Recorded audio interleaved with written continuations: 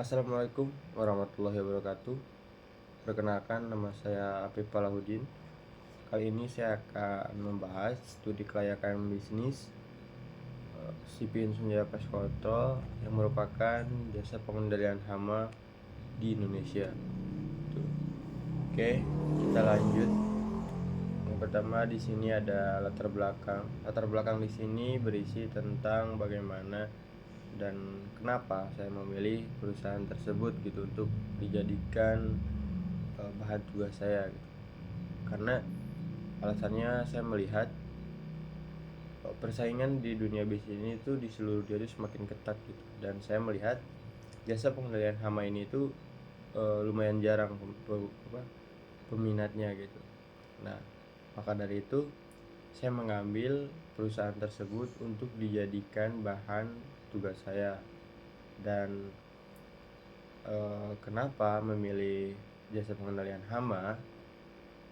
Karena jasa pengendalian hama itu masuk ke berbagai sektor bisnis gitu, dan itu sangat diandalkan. Ambil contoh kita di sebuah hotel tersebut misalkan kebakaran atau apa gara-gara ada seekor tikus yang mengerat kabel gitu. Itu kan sangat merugikan pihak hotel ya.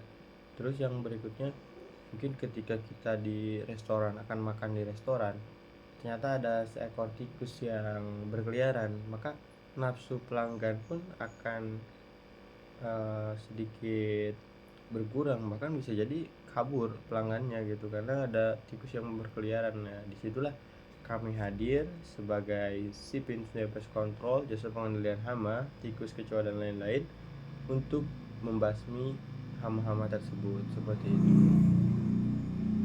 Nah, yang berikutnya ada identifikasi masalah. Nanti dalam beberapa menit ke depan nanti kita akan membahas bagaimana kebutuhan legal bisnis dalam usaha tersebut, terus bagaimana dukungan aspek sosial, ekonomi dan lingkungan bisnis, terus bagaimana dukungan peluang pasar dan pemasaran. Yang berikutnya juga ada bagaimana dukungan teknis dan teknologi. Yang terakhir mungkin nanti ada yang namanya bagaimana dukungan di aspek finansial seperti itu. Nah, di sini ada identitas perusahaan. Yang pertama itu namanya itu adalah Sipin Sunjaya Pest Control. Nah, yang kedua ada merek dagang. Merek dagangnya itu Insunjaya. Insunjaya ini itu diambil dari kata insun. Insun itu dalam bahasa Sunda itu saya jaya, saya berjaya gitu. Terus yang berikutnya ada jenis usaha. Jenis usahanya itu jasa pengendalian hama. Kegiatan usahanya menawarkan jasa pembasmi hama dan melakukan treatment gitu. Terus ini alamatnya di Sumedang, Jawa Barat ya. Pemiliknya saya sendiri, Amin. Terus yang berikutnya ada ini ada nomor telepon dan lain-lain. Terus juga ada pengertian dari logonya, nanti bisa dibaca saja. Ini ada visi dan misi. Visinya ini yang pertama, menjadi perusahaan pest control yang unggul di bidang jasa pengendalian hama sesuai standar internasional menuju kepuasan pelanggan dan kesejahteraan karyawan, seperti itu. Terus misinya apa? Misinya itu membantu dan melindungi pelanggan dari hama penebar penyakit dan hama perusak dalam program pengendalian hama melalui berbagai layanan yang disediakan. Nah, terus yang berikutnya ada struktur organisasi. Ini sudah tertera bahwa direktur itu 1 orang, manajer itu 1 orang, terus staf marketing ada 2 orang, staf keuangan kita ada 4 orang, terus ada HR kita 3 orang, terus ada HSE atau OHS itu 10 orang, terus ada admin 5 orang, driver kita punya 5 orang, dan serviceman kita ada 18 orang. Terus yang berikutnya ada job deskripsi, dari mulai direktur sampai dengan serviceman. Di sini job deskripsi utama perusahaan kami itu adalah serviceman. Yang pertama itu mereka itu harus menerapkan metode pengendalian, melaksanakan teknis pengendalian hama seperti spraying, baiting, dan technical fogging. Jadi nanti serviceman itu harus melayaninya dengan penuh dedikasi dan loyalitas yang sangat tinggi, seperti itu.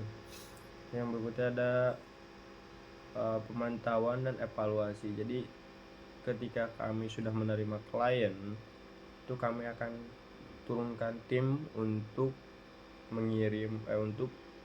menangani masalah yang terjadi itu, entah itu ada tikus atau kecoa atau ada ular mungkin berapa. Nah, nanti setelah itu dilakukan oleh servismen kami, maka kami akan melakukan pemantauan dan evaluasi. Jadi nanti setelah itu bagaimana nanti jalannya perangkap kami seperti itu.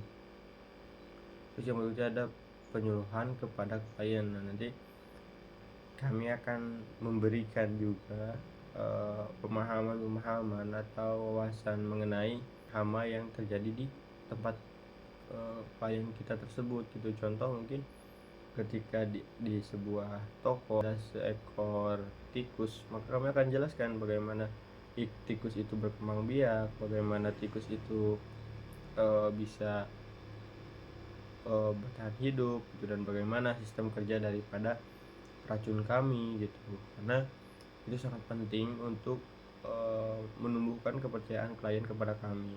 Berikutnya ada dokumentasi dan pelaporan. Nah, ini sangat penting untuk menjadi sebuah bukti bahwa jasa kami ini itu benar-benar profesional gitu. Contohnya mungkin ketika ada bangkai, ditemukan bangkai tikus atau bangkai apa. Nah, ini sangat penting, nanti bisa dipoto atau bisa di dokumentasikan untuk laporan. Terus yang berikutnya ada kepatuhan terhadap regulasi, memastikan setiap prosedur itu dengan peraturan yang berlaku dan menggunakan bahan yang aman serta ramah lingkungan. Nah, yang berikutnya ini ada potensi pasar. Nah, potensi pasar di sini kami itu memiliki 10 target ya. 10 target klien kami. Yang pertama itu ada perusahaan manufaktur. Perusahaan manufaktur ini kami targetkan di daerah Karawang, Cikarang, Bekasi ya. Terus yang berikutnya ada rumah sakit. Rumah sakit ini kami masih daerah Sumedang, hotel Sumedang, Bandung, Cirebon. Terus untuk tokonya sendiri, toko kelontong kan, jadi ini tersebar di wilayah Jawa Barat dan Jawa Tengah ya. Yang berikutnya ada di pemukiman penduduk. Ini kami targetkan juga di daerah Karawang, karena di sini Karawang itu banyak sekali perumahan-perumahan yang sangat membutuhkan jasa kami gitu. Yang berikutnya ada instansi pemerintahan, nah, seperti Pemda dan lain-lain, ini juga sangat membutuhkan. Terus yang berikutnya ada bank. Nah, bank di sini itu kami sudah pernah bekerja sama dengan Bank BRI di seluruh Kabupaten Sumedang dalam proyek jasa pengendalian virus corona itu 2019-2020. Ini kami kemarin bekerja sama dengan Bank BRI, dan juga untuk pest controlnya kami juga ada di BPRKS, ada di BJB dan juga BRI, tapi beberapa cabang saja itu. Terus untuk mall dan supermarket ini kami juga ada klien di Tasikmalaya, terus juga ada di Kabupaten Sumedang, di Garut, Cirebon, Indramayu. Terus untuk warehouse sendiri ini itu banyak ya. Kami daerah Cirebon, Indomarko itu hampir seluruhnya itu adalah sebuah klien kami di daerah Jawa Barat sama daerah Jawa Tengah. Terus ada restoran ini kami tersebar juga banyak sekali untuk klien-klien kami di bidang restoran ini. Ada potensi pasar. Nah, di sini potensi pasarnya itu kurang lebih kita menargetkan itu 201 konsumen. 201 konsumen ini tuh per hari ya. Per hari ini tuh maksudnya itu kami itu dibagi. Jadi ini tuh bukan konsumen masuk, tapi itu pelayanan kami. Pelayanan kami itu 201 konsumen per hari seperti seperti itu. Kami juga memiliki tim yang banyak ya. Nanti satu tim itu bisa lumayan banyak, ini apa, bisa 10 atau mungkin 15 tempat gitu. Jadi tidak hanya satu tempat saja dalam sekali treatment. Yang berikutnya ada di segmen pasar. Nah, segmentasi pasar di sini bisa dilihat ada perumahan manufaktur, ini itu perumahan manufaktur, terus hotel, toko kelontong, grosir, terus pemukiman penduduk dan restoran. Nah ini tuh kurang lebih rata-rata perharinya itu bisa 178 klien per hari yang masuk di 10 klien kami. Di 10 klien kami itu. Terus yang berikutnya ada jumlah pelanggan yang potensial itu 89 klien gitu, karena kami juga memiliki persaingan dengan perusahaan yang bergerak di bidang jasa pembelian sama juga gitu. Jadi kami ada potensinya itu mungkin kami hanya 50%-nya saja gitu. Dari 178 ini kita hanya 89 klien saja, seperti itu. Jumlah pesaingnya sendiri di Jawa Barat ini sangat lumayan sedikit ya, hanya ada 3 pesaing ya. Dan untuk pelanggan yang sudah kami layani itu ada 89 klien, dan yang belumnya juga ada 89, jadi 50%-nya itu ada 44 klien. Terus ini ada perkiraan jumlah pelanggan sisa yang dilayani kisaran 70%, maka 70% ini dikali 44 kurang lebih 30 klien per hari. Jadi calon pelanggan saat ini kisaran 30 klien per hari, seperti itu. Jadi klien yang masuk ke kami itu kurang lebih 30 klien per hari, dan kami rata-ratakan saja untuk setiap harganya sendiri. Kami rata-ratakan setiap klien itu 1,5 juta, maka 1,5 juta itu dikali 30 itu 45 juta. Ini untuk treatment harian ya, seperti sayap seperti itu. Ini 1,5 juta kali 30 maka 45 juta per hari, seperti itu. Yang berikutnya ini ada bauran pasar. Terus bauran pasar di sini itu kami banyak. Yang pertama itu ada yang namanya produk kami itu di yang pertama itu ada insect light trap, yaitu alat motor serangga menggunakan metode cahaya. Jadi nanti si seranganya tersebut akan tertarik dengan serangga tersebut, lalu akan masuk dan terperangkap di situ. Terus ada yang namanya face glue trap, yaitu alat monitor serangga dengan menggunakan lem. Terus ada rodent control, ini umpan ya, bentuknya itu seperti serbuk. Terus ada rod gel, itu umpan untuk kecoa dan semut. Terus ada anjel, di sini anjel juga sama, kita bentuknya itu jelly ya, untuk kecoa dan semut juga. Terus ada proses insect control, terus seperti trapping, spraying, misting, fogging.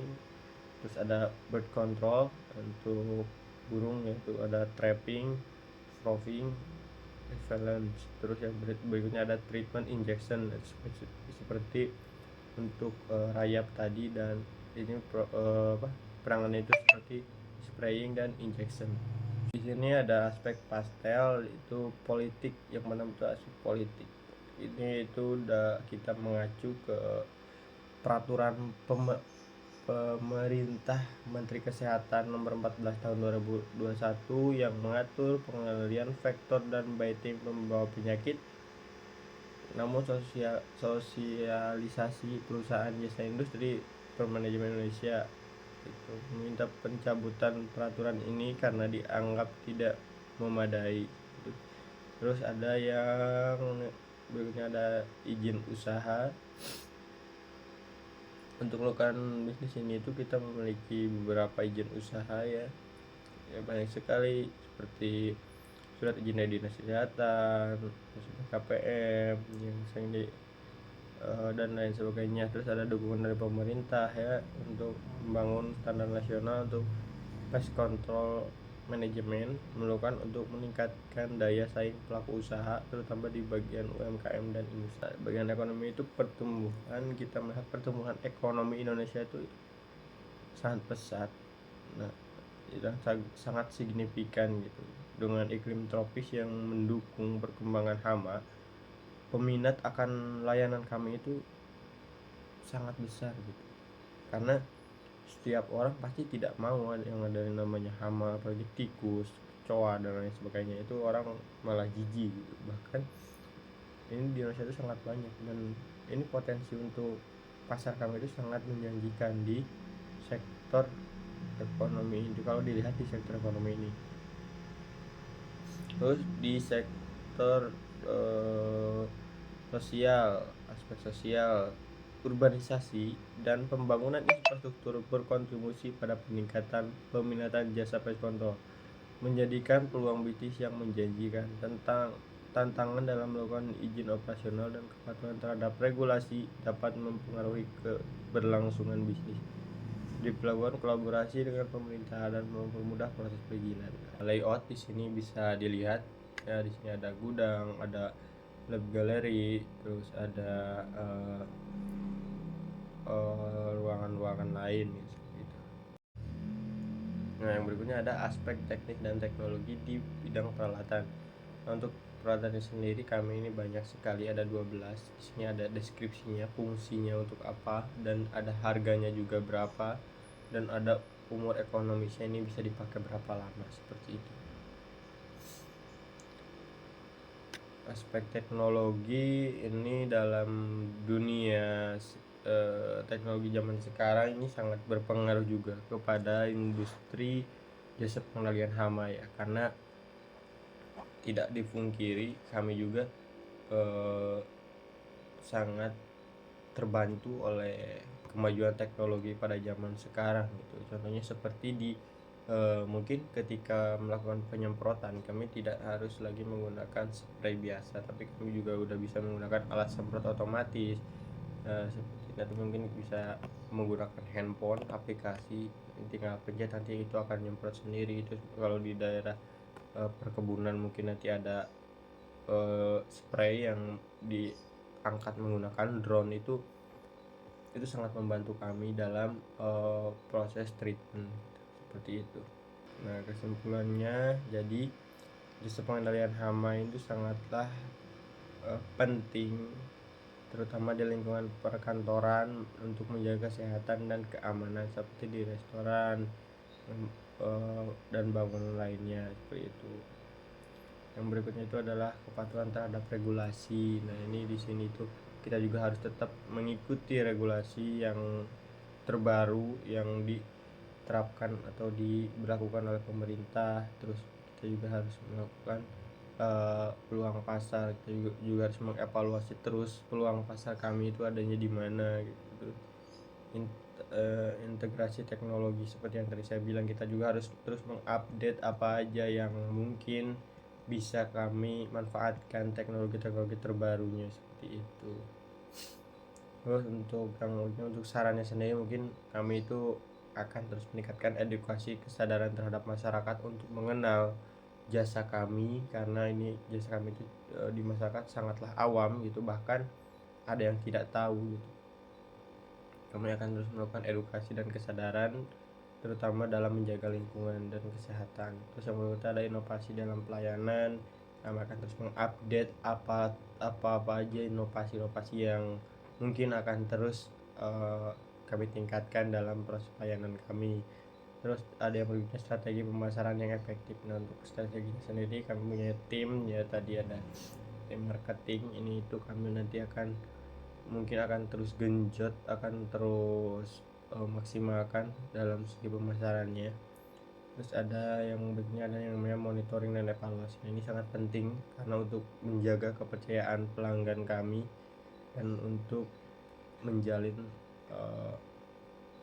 silaturahmi kami antar perusahaan dan juga pelanggan gitu, seperti itu. Ya mungkin itu aja yang dapat saya sampaikan. Terima kasih atas perhatiannya. Mohon maaf apabila banyak kesalahan. Assalamualaikum warahmatullahi wabarakatuh.